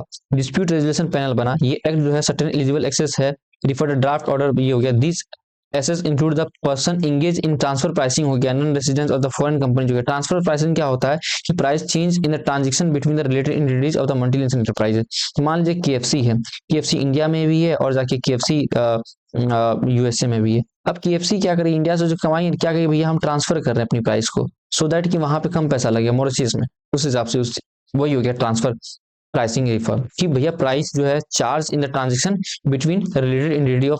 अब यहाँ पे जो आप ये ट्रांसफर कर दी तो बचने के लिए, तो अब बोले ठीक है भैया आप ट्रांसफर करो ना, इस पर मेरे को चार्ज दो, ये हो गया। अब safe harbour, central board of direct taxes जो है नोटिफाई कर दी amendment act, amendment in income tax rule 1961 expand करती है सेफ हार्बर रूल्स के लिए। अब scope of safe harbour rule क्या expanded by increasing the threshold for avail the safe harbour, आपकी 200 करोड़ से अब 300 करोड़ तक बढ़ा दिया गया। Including the lithium ion battery for use of electric और hybrid electric vehicles in the definition of core auto component में इसको डाल दिया गया। ना सेफ हार्बर जनरली डिफाइन करता है एक सर्कमस्टेंसेस जहां पे tax authority shall accept the transfer price declared by the taxpayer to be an arm length। ठीक है कि भैया जो उसने डिक्लेयर किया है बस उसको ही कर लेना। इनकम टैक्स एक्ट 1961 इंपावर करता है सीबीडीटी को क्या करेगा, make the safe harbour rules हो गया। अब advance pricing agreement in financial year 2025 से 24 से 25 में सीबीडीटी जो है साइन किया highest number of advance pricing agreement को 174 एपीए, सरप्राइसिंग तो 125 जो था कि आपकी फाइनेंशियल ईयर 2023 से 24 में था। अब एडवांस प्राइसिंग एग्रीमेंट क्या होता है, ये एग्रीमेंट है आपके बोर्ड के बीच में जो टैक्स अथॉरिटी और द पर्सन टैक्स पेयर के बीच में। इसमें क्या होता है, एम करता है कि भैया certain of tax payer in the area of transfer pricing by specifying the pricing method and determining the arm length price. ठीक है, क्या कर रहा है कि एम कर रहा है कि भैया सर्टेनिटी ऑफ कि भैया जो टैक्स पेयर है इसकी सर्टेनिटी कि भैया कितना पे करना नहीं करना है ट्रांसफर प्राइसिंग में by specifying the pricing method हो गया और determining the arm length price ना। अब ये आर्म लेंथ प्राइस क्या होता है, पहले ये देखो, ये जो arm length principle of pricing है, ये प्रिंसिपल स्टेट है कि price agreed in the transaction between the two related party must be same as the price agreed a comparable transaction between two unrelated party. ठीक है, जब आप compare करो दो ये सिंपल सी बात ये कह रहा है कि मान लीजिए ए और बी है, इनके बीच में एग्रीमेंट हुआ, ठीक है, एग्री हो गया है दोनों की ट्रांजेक्शन में। अब ये रिलेटेड पार्टी है, अब यही सेम एग्रीड जो होगा कंपेरेबल ट्रांजेक्शन हो गया दो अनरिलेटेड पार्टी के बीच में। अब ये बी और सी ये अनरिलेटेड है, इनके बीच में उतना ही होना चाहिए। दूसरा ट्रांसफर प्राइसिंग तो पता है कि भैया service exchange between the companies हो गया, कॉमन ओनरशिप कंट्रोल हो गया। सिक्योरिटीज एसटीडी, अब ये क्या है कि डायरेक्ट टैक्स लगाते हैं जब आप क्या कर रहे हो कि स्टॉक बेच रहे हो, ठीक है, उस पर लगता है, ठीक है, through the recognised stock exchange में ट्रांजैक्शन आप कर रहे हो। तो इंट्रोड्यूस हुआ था फाइनेंस एक्ट 2006 में, एम क्या था भैया टैक्स एविजन को हम कब करेंगे, जीएसटी रिफॉर्म जो हुआ है अभी।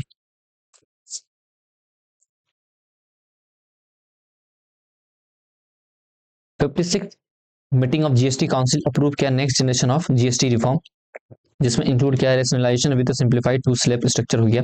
अब इवैल्यूएशन ऑफ जीएसटी 1.0 देखेंगे तो जीएसटी के बारे में भैया सिंगल इनडायरेक्ट टैक्स है जो कि सप्लाई ऑफ गुड और सर्विसेज अक्रॉस द इंडिया पे लगता है। ये जो इंट्रोड्यूस हुआ था 101 कंस्यूमर अमेंडमेंट एक्ट ऑफ 2017, और बताओ कि 102 कंस्यूमर अमेंडमेंट एक्ट क्या है। ठीक है, 17 डिफरेंट टैक्सेस थे को सबज्यूम किया गया और 13 सेसेस को एक अनयूनिफाइड टैक्स में लेके आया गया। ये एलिमिनेट करता है कैस्केडिंग इफेक्ट ऑफ टैक्सेस, मतलब टैक्स ऑन टैक्स। 10 रुपया था, इस पे आप टैक्स ले रहे हो, फिर इस पे टैक्स ले रहे हो, तो ये टैक्स ऑन टैक्स को खत्म किया। मेन कंपोनेंट जो जीएसटी का वो आपका सेंट्रल जीएसटी है, स्टेट जीएसटी है, यूटी जीएसटी है और इंटीग्रेटेड जीएसटी है। सीजीएसटी, एसजीएसटी, यूटी जीएसटी ये किस पे लगेगा, इंटर स्टेट ट्रांजेक्शन पे, और आईजीएसटी लगेगा इंटर स्टेट ट्रांजेक्शन पे, जो कि कलेक्टेड किया जाएगा सेंटर के द्वारा और शेयर किया जाएगा स्टेट के साथ में। अब ये जो है डेस्टिनेशन बेस्ड टैक्स है, रेवेन्यू गो तो स्टेट जहाँ पे गुड और सर्विसेज फाइनली कंज्यूम की जा रही है। अब होता क्या है कि ना सपोज कीजिए महाराष्ट्र में गाड़ी बना, अब ये गाड़ी जाके यूपी में बिका, तो भैया टैक्स किसको मिलेगा, यूपी को मिलेगा। इसे तो महाराष्ट्र कहेगा भैया हम बनाए ही क्यों जब हमको मिलना नहीं है, तो उसके लिए सरकार बोले ठीक है भैया जो मतलब आपकी कंपनसेशन आपको दी जाएगी। अब जीएसटी 2.0 में की रिफॉर्म जो है रिकमेंडेशन, नया जो रेट स्ट्रक्चर है, दो स्लेब आया 5% और 18%, जो कि आपको पहले 12% 28% को रिमूव कर दिया गया। 40% स्पेशल डीमेरिट टैक्स रेट लगाया गया जिसपे सिन गुड पे और सिलेक्टेड लग्जरीज पे रिप्लेसिंग द कंपनसेशन सेस लेवाई हो गया। अब जो मीडियम टैक्स रेट है इफेक्टिवली मूव फ्रॉम आपकी 12 से 5% पे कर दी गई है। Now relief for the citizen और टी सेक्टर में जो एफएमसीजी है, इसेंशियल सेक्टर है, उसको 18 से 5% पे कर दिया गया, जैसे कि हेयर ऑयल हो गया, सॉप बार हो गया, शैम्पूज हो गया, टूथपेस्ट हो गया। हेल्थ पे जो 18 से एग्जेम्प्टेड या तो 0 कर दिया गया या तो 5% कर दिया गया, नील। तो 5% जीएसटी एग्जेम्प्टेड जो नील है आपकी जितने भी individual life health insurance policies और जाके री इंश्योरेंस पे हो गया। एडिशनली आपकी 36 लाइफ सेविंग ड्रग्स पे नील रेट लगाया गया। मोस्ट ऑफ द मेडिसिन जो है 12% से आपकी 5% पे ले आई गई है। इसमें बहुत बड़ी राहत मिली आपको।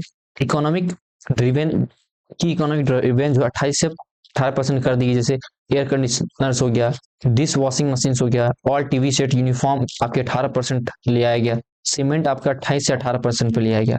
जितने भी जो ट्रांसपोर्टेशन से वो 28 से 18% ले आया गया। जो स्मॉल कार से जो पेट्रोल में एलपीजी या सीएनजी पे जो 1200 सीसी तक है, डीजल अप टू 1500 सीसी पे है, बोथ आपकी जो होंगी 4000 लेंथ होनी चाहिए, और मोटरसाइकिल जो आपकी 350 सीसी तक है वो उस पर कितना 18% की जीएसटी लगेंगी। ठीक है नाउ, अब इससे क्या होगा, सेल्स बढ़ेंगी, सरकार को पैसा आएगा, आम लोगों को राहत मिलेगी, आम लोग खर्च कर पाएंगे, इनडायरेक्टली डायरेक्टली सरकार की ही बेनिफिट होने वाली। अब इसमें कुछ टाइम तो फिजिकल स्लिपेज तो होगी, है ना। चलो, डिस्प्यूट रेजुलेशन जो है, जी सेट जो है, set to be operationalise appeal before end of the September 2025, it formally launch by the government of India हो गया। रजिस्ट्रेशन ईज कर दी जाएगी, ठीक है, कि मतलब कि एक simplified optional GST registration scheme जो होगा recommend for small and the low risk businesses के लिए, गारंटी करेगा ऑटोमेटेड रजिस्ट्रेशन का, है ना। रजिस्ट्रेशन को हम लोग सिंप्लीफाई कर देंगे। एक्सपोर्ट बेनिफिट जो मिलेगा, रिकमेंडेड डायर की जो प्लेस ऑफ सप्लाई होगा इंटरमीडिएट सर्विसेज के will be determined as per the location of the recipient, जैसे कि सच सर्विसेज हो गया ना। ये हेल्प करेगा Indian exporter of such services को क्लेम करे, अपना एक्सपोर्ट बेनिफिट को क्लेम कर सकता है। और इंटरमीडिएट सर्विसेज इन्वॉल्व करेगा facilitating the supply of good और services between two parties without altering them हो गया। अब जीएसटी काउंसिल जो है स्टैब्लिश हुआ था established under the article 279A, apex decision body making body on GST matter पे। अब इसका जो की रोल क्या था, रिकमेंड करेगा जीएसटी रेट को, एग्जेम्पशन को, थ्रेशोल्ड को, मॉडल जीएसटी लॉ को, special provision for the states और डिस्प्यूट रेजोल्यूशन मैकेनिज्म के लिए। मीटिंग जो होगा ना है भैया, एटलीस्ट साल में वंस एवरी क्वार्टर, मतलब कि हर क्वार्टर पे एटलीस्ट एक बार इसको मिलना है ना। Now special sessions can be called for, अगर अर्जेंट इशू है तो बुलाया जा सकता है। कंपोजिशन जो होंगे आपकी यूनियन फाइनेंस मिनिस्टर होंगे, chaired by union finance minister with the union ministry of state हो गया, रेवेन्यू और finance, and the finance ministry of all state and UTs हो गया with legislatures as a members.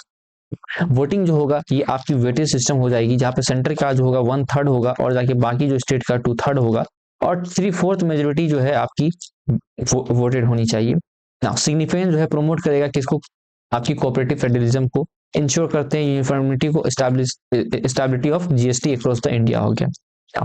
की टर्म्स जो है anti dumping, simple सी बात, डंपिंग की बात क्या है कि मान लीजिए चाइना है, चाइना के ऊपर एलिगेशन लगता है कि एंटी डंपिंग कर रहा है, डंप कर रहा है। डंप का क्या मतलब है कि 8 रुपया कॉस्ट लग रहा है इनको, ये आ जाके यहाँ पे 6 रुपया में बेच रहे हैं, इसको डंप कह रहे हैं, सस्ते में आके हम बेच रहे हैं। तो यहाँ पे हम लोग प्रोटेक्शनरी टैरिफ लगा रहे हैं डोमेस्टिक गवर्नमेंट के द्वारा फॉरेन इंपोर्ट पे, इसको हम लोग एंटी डंपिंग कहते हैं।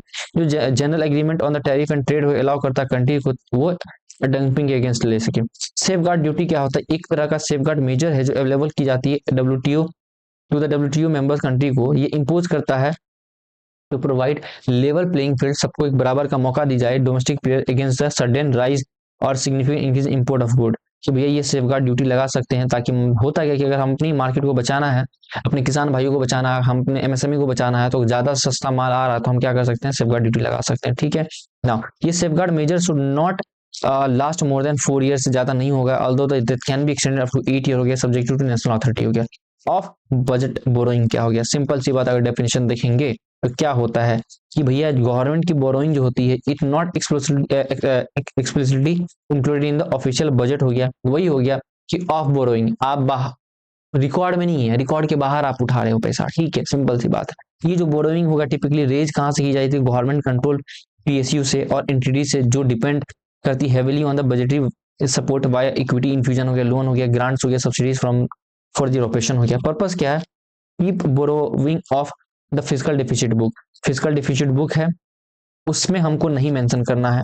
और creating the impression of prudence हो गया, कंसर्न क्या हो गया, ट्रांसपेरेंसी रिड्यूस करेगा, अकाउंटेबिलिटी रिड्यूस करा और कंसील करा ट्रू डेट बर्डन को। राइट, अब हम देखेंगे financial market. Now we are going to see the financial market. Financial market में ये यहाँ से भी क्वेश्चन हर साल बनती है माय डियर फ्रेंड। यहाँ पे जो चीजें हैं current affair, vision IAS PD पता नहीं, पढ़ाने का मन नहीं करता आप लोगों को, सच बताऊं तो कुछ क्वेश्चंस आती है नहीं करंट अफेयर। मैं इकोनॉमिक्स का करंट अफेयर आप फॉर श्योर करवाऊंगा, लेके आऊंगा, देखना उस करंट अफेयर से क्वेश्चंस कैसे नहीं आते एग्जाम्स में। चले,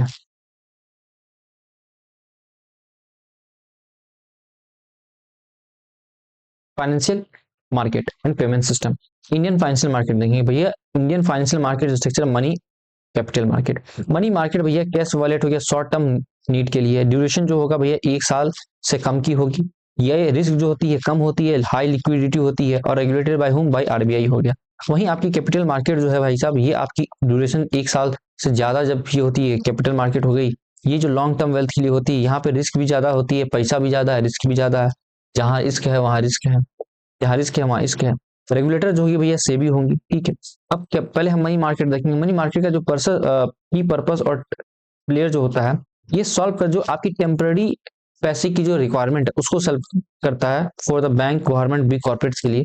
कॉमन इंस्ट्रूमेंट जो हो गया, हाई वैल्यू इंस्ट्रूमेंट हो गया, treasury bill, government short term borrowing हो गया, कॉल मनी हो गया। कॉल मनी क्या हो गया, आप बैंक के द्वारा जो है लोन ली जा रही है, उसको हम लोग ओवरनाइट के लिए जो ली जा रही है, इंटर बैंक जो लोन ले रहा है एक दूसरे के लिए, सेम उसको कॉल मनी कहेंगे।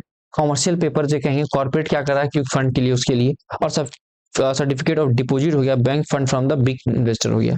अब ये credit card for daily needs के लिए हो गया, अगर इसको देखें तो ये जो है आपकी कैपिटल मार्केट है ना, ये किसके लिए है, कैपिटल फॉर्मेशन और वेल्थ क्रिएशन के लिए, फॉर रिटेल और म्यूचुअल फंड और फाइनेंशियल इंस्टीट्यूशन इन्वेस्टर के लिए। अब सब टाइप एंड इंस्ट्रूमेंट जो देखेंगे वेल्थ क्रिएशन, एक प्राइमरी मार्केट होता है, दूसरा सेकेंडरी मार्केट। प्राइमरी मार्केट वहां पे जहां पे नया शेयर आपकी निकलती है, और सेकेंडरी मार्केट जो वही शेयर को जहां पे बेची जाती है।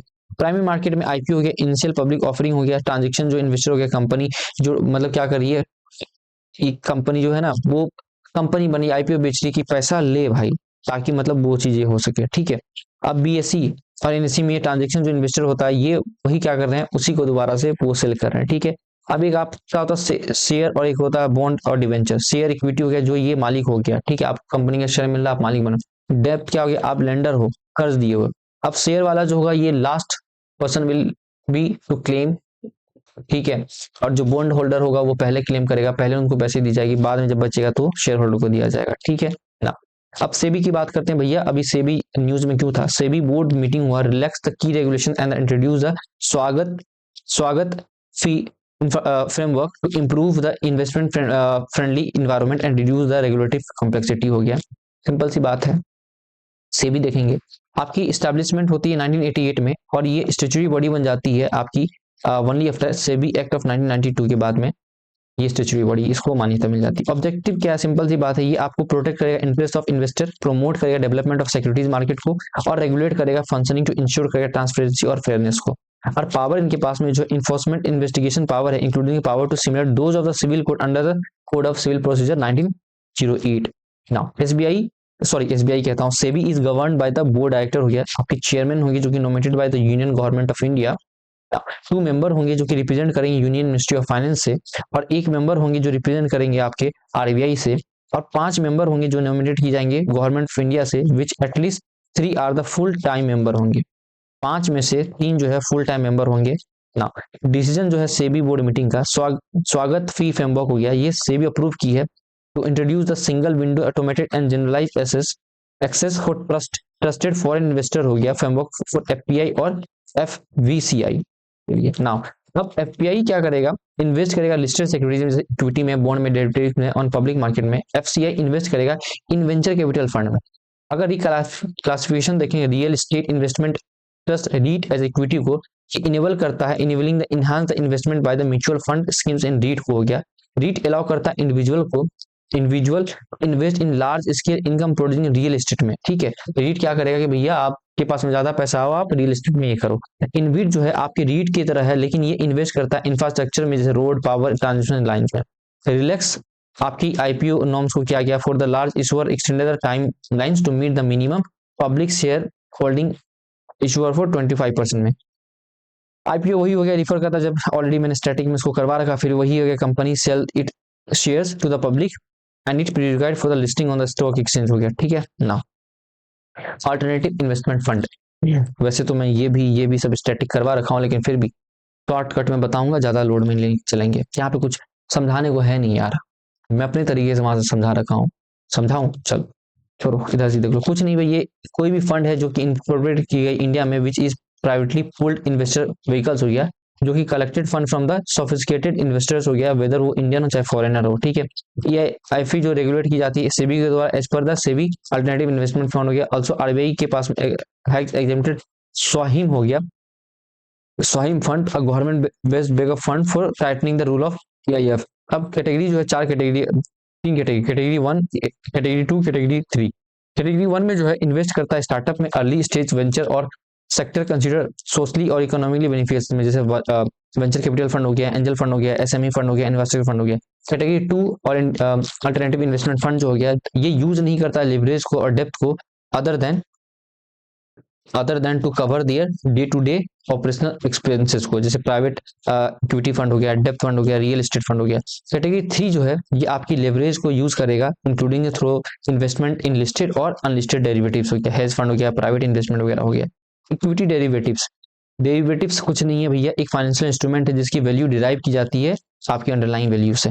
नाउ फ्रंट रनिंग क्या हो गया, एक इलीगल प्रैक्टिस है purchasing the securities based on advance public information में, ये कंपनी के बीच में की जाती है कि पहले ही ये कर लिया क्या, वो खरीद के वो क्या कर रहा है, कुछ नहीं भाई, ये जो है सिंपल सी बात है, मार्केट को मैनिपुलेट कर रहा है सिक्योरिटी प्राइस वगैरह को। ठीक है, चलो अब गिफ्ट सिटी की बात करते हैं। मिनिस्ट्री ऑफ फाइनेंस जो है लॉन्च किया foreign currency settlement system eight gift international financial services centre में। अब जो फॉरेन सिक्योरिटी सेटलमेंट सिस्टम है, ये एक पेमेंट सिस्टम्स अथॉरिटी है, by whom, by IFSA under the payment and the settlement system act 2007 हो गया ना। ऑब्जेक्टिव क्या है, ये इनेबल करता है foreign currency transaction between IFSC banking unit to be settle locally instead of routing through the traditional corresponding banking route हो गया। ये सिस्टम क्या इनिशियली सेटल करेगा transaction undertaken in US dollar with scope for adding other foreign currency over time, जैसे time बीतते जाएगा वैसे US dollar के बाद में हम लोग यूरो वगैरह इसमें डालते जाएंगे। ठीक है, उसको और भी ऐड करते जाएंगे, यहाँ तक कोई दिक्कत कोई परेशानी ना।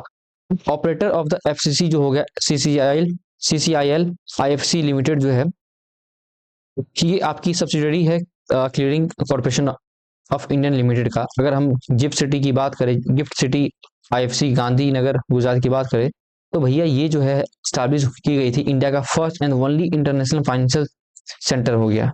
ठीक है ना, ये जो है ये जुरिडिक्शन है कि इनके पास में कि ये प्रोवाइड करेगा offshore financial service for non resident and resident instrument in foreign currency में। ये स्टैब्लिश है एक SEZ की तरह इकोनॉमिक स्पेशल इकोनॉमिक जोन में, designated at the non resident zone हो गया, जहाँ पे कि फेमा, ठीक है, अंडर फेमा हो गया। रेगुलेटरी बॉडी जो हो गया IFSA हो गया, ये आपकी स्टैब्लिश हो गए थे 2020 में अंडर द IFSCA एक्ट 2019 में ना। अभी स्टेटस अगर देखेंगे तो 42nd ग्लोबल रैंक इंडेक्स में इसकी आती है ना। बॉन्ड यील्ड कुछ नहीं है, सिंपल सी बात जानो भैया, 500 रुपए आपके पास में ये फेस वैल्यू है। जब इसकी प्राइस कम हो गई 400 हो गई, और आप एक साल के बाद में ये 550 में बिकने वाला था, आपने 450 में मुझे बेच दिया, अब बॉन्ड यील्ड कितनी हो गई मेरी 100 रुपए, तो मतलब कि प्रॉफिट कितना हो गया मेरी 100, इसी को हम लोग क्या बोलते हैं बॉन्ड यील्ड कहते हैं। ठीक है, अब सोचिए 500 फेस वैल्यू है, अब ये 550 मिलना है 2027 में, अब आपने 450 में बेचा, जब इसकी फेस वैल्यू कम होगी तो भैया बॉन्ड यील्ड, फेस वैल्यू जब कम होगी तो बॉन्ड यील्ड आपकी बढ़ेगी, जब फेस वैल्यू आपकी बढ़ जाएगी तो बॉन्ड यील्ड आपकी कम होगी। अब इसको मैंने कर दिया 520 रुपए, तो आपकी फेस वैल्यू 30 ही बची, तो बॉन्ड यील्ड आपकी गिर हो गई। यही बॉन्ड यील्ड है, कुछ नहीं है। अब ट्रांजेक्शन बोर्ड हो गया कि एक तरह का सब कैटेगरी ग्रीन डेब्ट सिक्योरिटी हो गया, जैसे एज पर द सेबी हो गया रेगुलेशन। ग्रीन डेब्ट सिक्योरिटी क्या हो गया, ये एक डेब्ट सिक्योरिटी जो इशू किए जाते हैं फंड निकालने के लिए भैया, जो हम यूज करेंगे किसमें कि जो प्रोजेक्ट यूज करें क्लीन ट्रांसपोर्टेशन सस्टेनेबल वेस्ट और मैनेजमेंट के लिए यूज करें। ऑब्जेक्टिव क्या है, टू हेल्प करेंगे हार्ड टू एबेट सेक्टर के लिए, जैसे कि स्टील सीमेंट के लिए, raise the capital of progressive decarbonisation के लिए। एडिशनल वन टायर बॉन्ड हो गया, मतलब एडिशनल वन टायर बॉन्ड को हम लोग परपेचुअल बॉन्ड भी कहते हैं, ये जो इशूड किया जाता है बैंक के द्वारा बिना कोई मैच्योरिटी डेट के, बाद उनको कॉल ऑप्शन में। ठीक है, bank issue ATI to meet the capital adequacy requirement को लिए। डिजिटल पेमेंट हो गया, RBI जो है कंस्टिट्यूट किया एक पेमेंट रेगुलेटरी बोर्ड हो गया under the payment and settlement act of 2007 हो गया। कंपोजिशन स्ट्रक्चर देखेंगे, section 3 of the payment settlement act कहता है कि बोर्ड सेल कंस्टिट्यूट ऑफ एक गवर्नर हो गया RBI का, जो एक्स ऑफिशियो चेयरमैन होंगे, डिप्टी गवर्नर जो RBI के होंगे वो जो होंगे एक्स ऑफिशियो मेंबर होंगे, एक मेंबर होंगे RBI के जो nominated by central government of RBI as ex officio member हो गया, और 3 सेंट्रल गवर्नमेंट के नॉमिनेटेड पर्सन होंगे जो एक्सपर्ट होंगे पेमेंट सिस्टम में, IT में, साइबर सिक्योरिटी में, लॉ में। टेन्योर इनकी 4 साल की होगी, एलिजिबल नहीं होंगे रिव्यू डिपार्टमेंट के लिए, और रेजिग्नेशन अलाउ होगा within the 6 week notice हो गया। अगर डिस्क्वालिफिकेशन, अगर एज अगर 70 से ज्यादा है तो डिस्क्वालीफाई हो जाएंगे। इंसॉल्वेंसी और क्रिमिनल कन्विक्शन अगर 180 दिन से ज्यादा है तभी डिस्क्वालीफाई हो जाएंगे। ठीक है ना, MP MLA नहीं होंगे इसमें। चलो अब जाके प्रिंसिपल लीगल एडवाइजर जो होंगे RBI का परमानेंट इन्विटी होंगे। RBI also invite the expert for meeting के लिए, मीटिंग जो है एटलीस्ट साल में 2 बार होगा with quorum of 3 members including chairperson and the nominated member. Same आपकी डिसीजन मेकिंग जो होगी, डिसीजन मेकिंग में मेजोरिटी ऑफ वोट हो गया, मेंबर प्रेजेंट वोटिंग हो गया, और चेयरपर्सन जो डिप्टी गवर्नर उनके एब्सेंस में casting vote in case of tie कर सकते हैं। वही पेमेंट एंड सेटलमेंट क्या करता है, रेगुलेट करेगा, सुपरवाइज करेगा पेमेंट सिस्टम इंडिया में from the manual clearing to electronic transfer of RTGS and FT हो गया। और सेंट्रल अथॉरिटी जो आरबीआई सर्व करेगा, central authority overseeing payment and settlement infrastructure, customer protection prevent करेगा अनफेयर चार्जेस एंड इंश्योर करेगा accountability of intermediaries for the transaction mishap. ना UPI जो अभी रिसेंट जो हमारे प्राइम मिनिस्टर विजिट किए, जो हमारे इंडिया के प्राइम मिनिस्टर विजिट किए, ठीक है, नवंबर डिसाइड किया कि भैया साइन करेंगे licensing agreement and becoming first African country to adopt the UPI for the real time digital payment हो गया। यूपीआई पे क्वेश्चन आ चुका है, याद रखना इस बात को। यूपीआई लॉन्च किया गया एनपीसीआई के द्वारा 2016 में, ठीक है ना।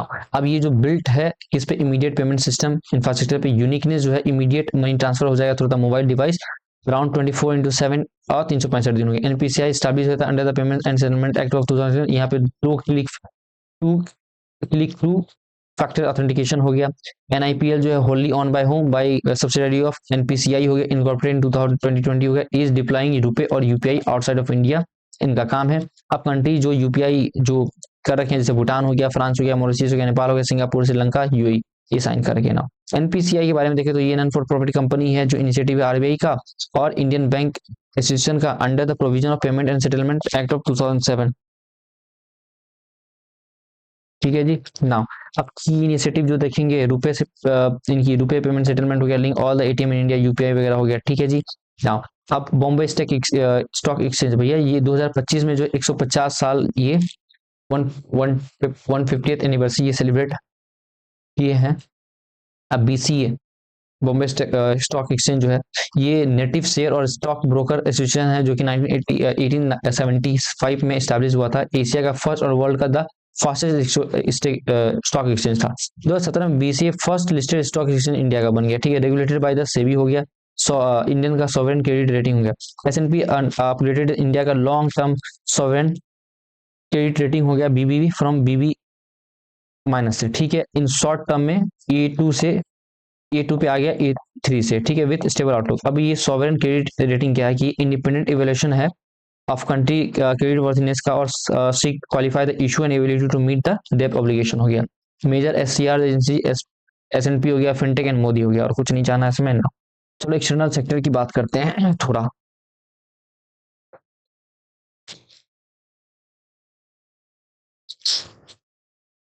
एक्सटर्नल सेक्टर की बात कर लेते हैं। यहां तक समझ में आया FDI versus FPI impact on Indian market में देखो। चलो एफडीआई जो है भैया ये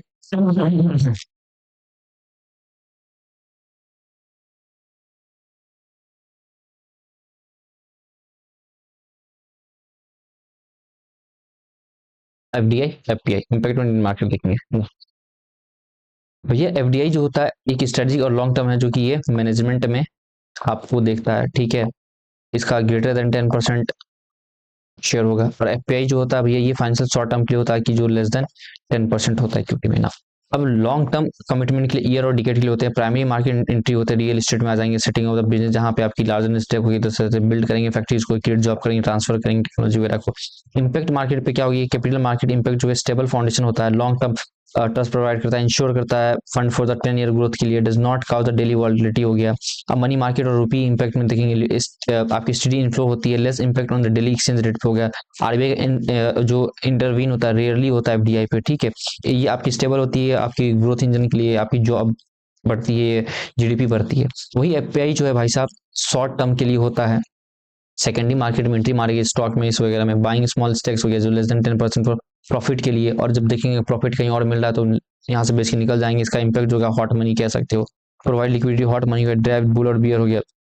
सिंपल सी बात है, वॉलेटिलिटी बहुत ज्यादा यहाँ पे होती है और इसके आने जाने से भैया हमारी मनी जो है रूपी वीक हो जाती है। फॉरेन डायरेक्ट इन्वेस्टमेंट पड़ेंगे भैया। आरबीआई के बुलेटिन में जो गया हमारी नेट एफडीआई इनफ्लो जो है गिरी है बाई 96% इन फाइनेंशियल ईयर 2025 में in comparison of financial year 2024 में, despite rise in the gross FDI, ठीक है।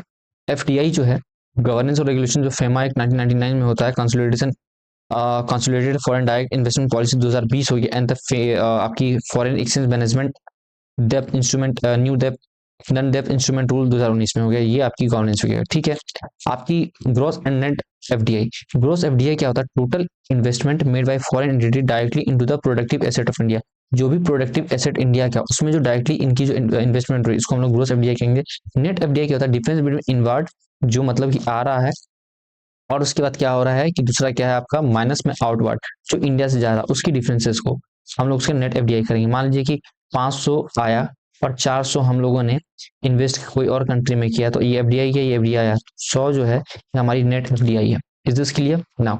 अब एंट्री रूट एक ऑटोमेटेड होता है और एक गवर्नमेंट थ्रू होता है। ऑटोमेटेड प्रायर आरबीआई की अप्रूवल और सेंट्रल गवर्नमेंट की अप्रूवल जरूरी नहीं है। एग्जांपल के तौर पे sector with 100% FDI through automated route agriculture, animal husbandry हो गया, कोल हो गया, लिंक नाइट हो गया, exploration of oil and natural gases हो गया, एयरपोर्ट हो गया जो ग्रीनफील्ड और एग्जिस्टिंग हो गया, और इंडस्ट्रियल पार्क हो गया, telecom services, trading, insurance, DC में हो गया। अप्रोक्स 90% जो एफडीआई इंडिया की जो अभी है वो जो ऑटोमेटेड रूट में है ना। गवर्नमेंट रूट में जो है गवर्नमेंट की प्रायर अप्रूवल चाहिए होती है रिक्वायर्ड, जो foreign investment shall conform the conditions, ये चीज़ों पे एग्जांपल जो एफडीआई के प्रोविडेंट सेक्टर में लॉटरी बिजनेस, जैसे कि गवर्नमेंट प्राइवेट लॉटरी हो गया, ऑनलाइन लॉटरी हो गया, गैम्बलिंग और betting including casino etc, chit fund हो गया, निधि कंपनी हो गया, activities sector do not open to private sector, जैसे कि एटॉमिक एनर्जी, रेलवे ऑपरेशन। यहाँ पे रेलवे ऑपरेशन वगैरह में आपकी प्रोविडेड है।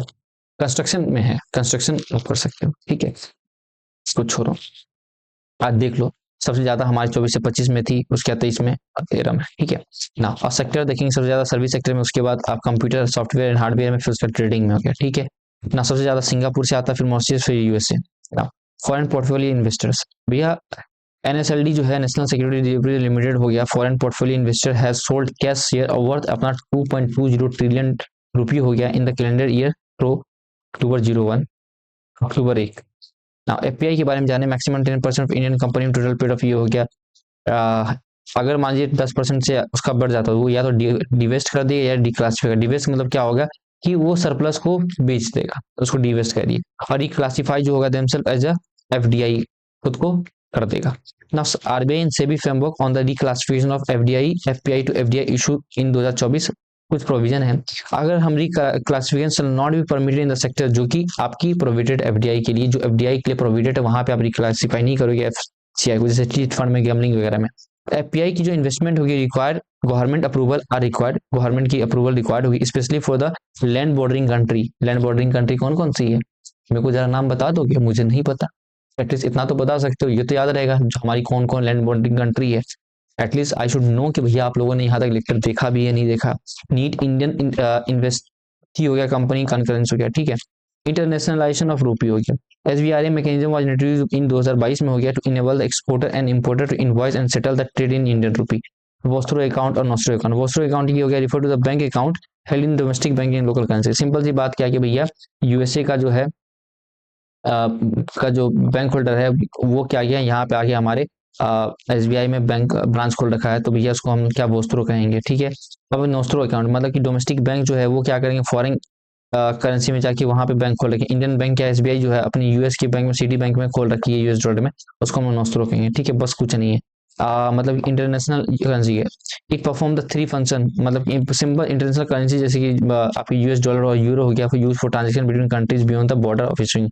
अब डोमेस्टिक कंट्री की तरह ये कर रहा है कि जैसे 3 फंक्शन करता है। मीडियम एक्सचेंज हो गया, यूनिट ऑफ अकाउंट हो गया, स्टोरेज ऑफ वैल्यू हो गया। अब करेंसी कन्वर्टिबिलिटी जो है, ठीक है, दो कंपोनेंट, एक करंट अकाउंट कन्वर्टिबिलिटी और कैपिटल। करंट अकाउंट कन्वर्टिबिलिटी जो हो गया फुल्ली कन्वर्टेबल है, ये freedom to convert rupee to other currency for payment without restriction, fully convertible. और कैपिटल अकाउंट जो है freedom to conduct investment transaction without constraint हो गया, ये आपकी पार्सली कन्वर्टेबल है। नाउ अब रिलेटेड आपकी रियल नीर वगैरह। ठीक है, रील रीड क्या है, ये मेजर करता है कंट्री की currency value against the basket of major trading partner हो गया currencies adjusting the relative inflation. रीड कुछ नहीं है, सिंपल सी बात है कि आपकी जो करेंसी है उसको मेजर करता है, बास्केट ऑफ करेंसी है, उसमें माइनस कर देंगे इन्फ्लेशन को, यही हो गया ना। ये derive bye adjusting the nominal read for the relative consumer prices हो गया। नीर रीड निकालने के लिए नीर इंटू डोमेस्टिक प्राइस बटे में आपके ये हो गया। अगर हायर रीड है इसका मतलब क्या है कि एक्सपोर्ट जो है महंगा होगा और इंपोर्ट सस्ता होगा, तो इससे क्या होगा, आपकी कॉम्पिटिटिवनेस जो होगा रिड्यूस हो गया। अगर लोअर रीड है इसका मतलब क्या हो गया कि करेंसी अंडर वैल्यू है पोटेंशियली आपकी बूस्टिंग द एक्सपोर्ट। ठीक है ना, चलो रेमिटेंस टैक्स। रेमिटेंस क्या, यूएस जो है अभी यूएस का हाउस अप्रूव किया वन बिग ब्यूटीफुल बिल हो गया जो कि 3.5 of outward remittance tax provision called excise tax on the remittance transfer हो गया, जो कि 1 जनवरी 2026 से लगा है। डेफिनेट रेमिटेंस का मतलब सिंपल सी बात ये है कि भैया कोई भी फंड जो एक कंट्री में आप काम करे वो अपने होम कंट्री में भेज रहा है, उसी को हम लोग रेमिटेंस कहते हैं। अगर भाई top source of country for India देखेंगे 2023 से 24 में, तो यूएस, उसके बाद UAE, US, UAE, UK, Saudi Arabia and Singapore से आया। 3 रेसिपिएंट स्टेट जो हमारे महाराष्ट्र, उसके बाद केरला, तमिलनाडु, याद रखोगे। अब ये कंट्रीब्यूशन इकोनॉमी जो है remittance account for 10% of total India $1 trillion gross accounting trade deficit को सपोर्ट करता है, स्टेबल करता है हमारे फाइनेंसिंग को। India outward remittance for the overseas education fell on the 8 years low हो गया under the liberalise remittance scheme हो गया। लिबरलाइज रेमिटेंस स्कीम क्या हो गया, ये 2004 में इंट्रोड्यूस की गई थी आरबीआई के द्वारा में। बेनिफिट क्या है कि भैया जितने भी रेसिडेंट इंडिविजुअल हैं इंक्लूडिंग माइनर हो गया allowed to freely remit up to आपकी कितना 2.5 लाख, ठीक है, पर फाइनेंशियल ईयर होगा फॉर द परमिशेबल करंट और द कैपिटल अकाउंट ट्रांजेक्शन और द कॉम्बिनेशन ऑफ बोथ हो गया। कोई भी रेस्ट्रिक्शन नहीं है फ्रीक्वेंसी ऑफ रेमिटेंस अंडर ये हो गया, और ये अवेलेबल नहीं है कॉर्पोरेट के लिए, पार्टनरशिप फर्म्स के लिए, हिंदू अनडिवाइडेड फैमिली के लिए और ट्रस्ट के लिए। अब फ्री ट्रेड एग्रीमेंट देखेंगे भाई साहब, इंडिया और यूके ने अनाउंस किया conclusion of free trade agreement 3 साल के बाद। नाउ अब दोनों कंट्री एग्री किया है कि negotiable reciprocal double contribution convention पे, डीसीए एक type of social security agreement में ये सपोर्ट करेगा बिजनेस और ट्रेड को बाय इंश्योरिंग दैट कि उनकी जो एम्प्लॉई है moving between the both country and their employers जो है, ठीक है, एक दूसरे कंट्री में मूव कर सकते हैं, will only B liable to पे सोशल सिक्योरिटी कंट्रीब्यूशन इन एक ही कंट्री एट अ टाइम में, या तो यूके में या तो इंडिया में। ऐसा नहीं कि दोनों जगह हम पे कर रहे हैं, एक ही जगह पे करेंगे।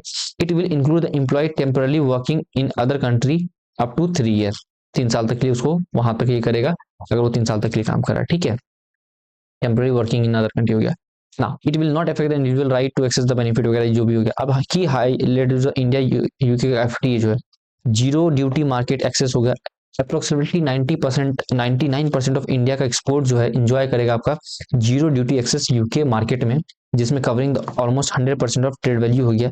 अदर हैंड में India will cut the levies on 90% of British product जो कि हमारे इंडिया में सोल्ड की जाती है। Now ease mobility for the Indian professionals हो गया, जिसमें कि कॉन्टेक्चुअल सर्विस सप्लायर हो गया, बिजनेस विजिटर्स हो गया, इन्वेस्टर हो गया, इंट्रा कॉर्पोरेट ट्रांस फ्री हो गया है, their partner and the dependent children will right to work with right to work, ठीक है, allowed the participation of UK business in procurement, ठीक। नाउ अब एफटीए के बारे में जाने। एफटीए एक एग्रीमेंट है दो से अधिक कंट्री के बीच में और ट्रेडिंग ब्लॉक में that agree to reduce eliminate the custom tariff and non tariff barriers हो गया, ठीक है। ये कवर करता है गुड्स जैसे एग्रीकल्चर इंडस्ट्रियल हो गया और ट्रेड इन सर्विसेज हो गया, बैंकिंग एंड ट्रेडिंग हो गया, ऑल्सो इंटेलेक्चुअल प्रॉपर्टी राइट हो गया, ठीक है। FTA act as expansion of to the most favour nations principle of the WTO हो गया। अब हिरार्की अगर देखेंगे तो एफटीए प्रिंसिपल ट्रेड एग्रीमेंट आता है जो कि रिड्यूस करता है tariff on the agreed number of goods की, मतलब ये गुड है यहाँ पे हम लोग ये नहीं लगाएंगे। फिर एफटीए आता है reduce the tariff on most good, बहुत सारे गुड्स में ये कर दिए। फिर सेसा और सेपा आता है, सेपा मतलब सेसा मतलब कंप्रिहेंसिव इकोनॉमिक कोऑपरेशन एग्रीमेंट और कंप्रिहेंसिव इकोनॉमिक पार्टनरशिप एग्रीमेंट, जहां पे एडिशनल एग्रीमेंट किया जाता है जैसे एरिया में जैसे रेगुलेटरी इशू हो गया, सर्विस इन्वेस्टमेंट हो गया, कंपटीशन हो गया, गवर्नमेंट प्रोक्योरमेंट डिस्प्यूट ईटीसी पे। उसके बाद कस्टम यूनियन आता है, ये जीरो ड्यूटी ट्रेड होता है अमॉन्ग द कंट्रीज हो गया, कुछ कंट्री 2-4 कंट्री मिलके ये अपनी यूनियन बनाई, उनके बीच में जो ट्रेड हो रहा है जीरो ड्यूटी ट्रेड होता है। And common tariff against the rest of the world होता है।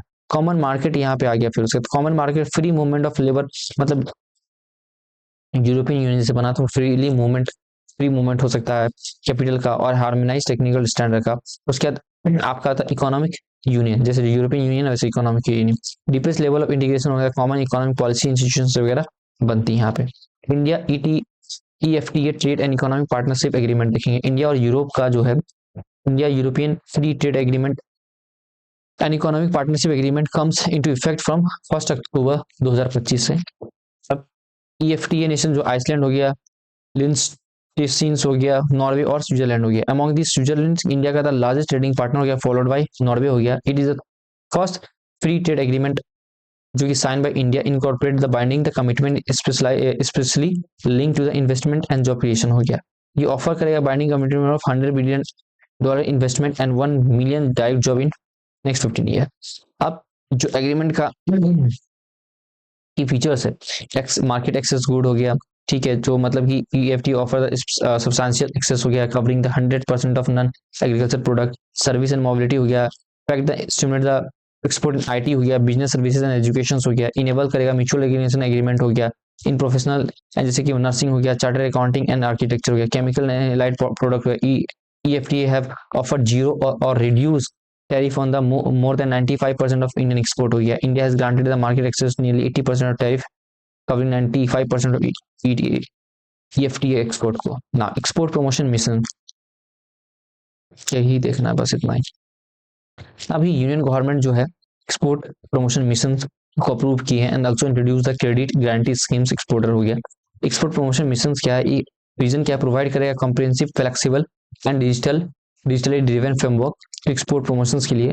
फाइनेंशियल आउटलुक क्या हो गया, 25,060 करोड़, टाइमलाइन 6 साल हो गए, जो कि फाइनेंशियल 2025-26 से लेकर 30-31 तक। टारगेट सेक्टर जो कि priority support will be extended to आपकी sectors impacted by the recent global tariff example से टेक्सटाइल हो गया, लीदर हो गया, जेम्स ज्वेलरी हो गया, इंजीनियरिंग गुड्स हो गया, मेन प्रोडक्ट हो गया।